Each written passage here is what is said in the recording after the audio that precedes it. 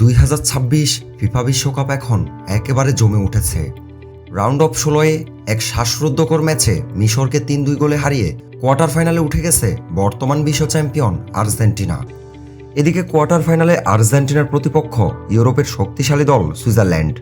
তারা লাতিনের শক্তিশালী দল কলম্বিয়াকে টাই ব্রেকারে পরাজিত করে কোয়ার্টার ফাইনাল নিশ্চিত করেছে।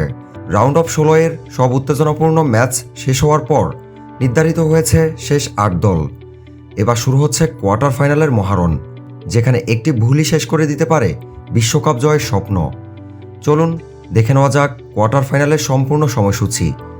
10 জুলাই 2026 রাত 2টা, ফ্রান্স বনাম মরক্কো, বোস্টন স্টেডিয়াম।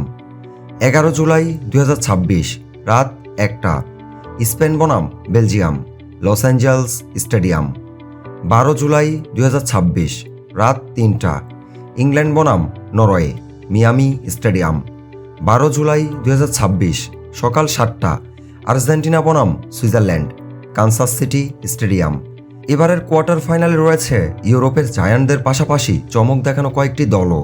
প্রতিটি ম্যাচই হতে পারে ফাইনালের আগেই একটি ফাইনাল। কে যাবে সেমিফাইনালে, কে বিদায় নিবে বিশ্বকাপ থেকে, সব প্রশ্নের উত্তর মিলবে আগামী কয়েকদিনের মধ্যেই। আপনার মতে কোন 4টি দল সেমিফাইনালে উঠবে আর কে জিতবে 2026 বিশ্বকাপ, তা অবশ্যই কমেন্ট করে জানাতে ভুলবেন না।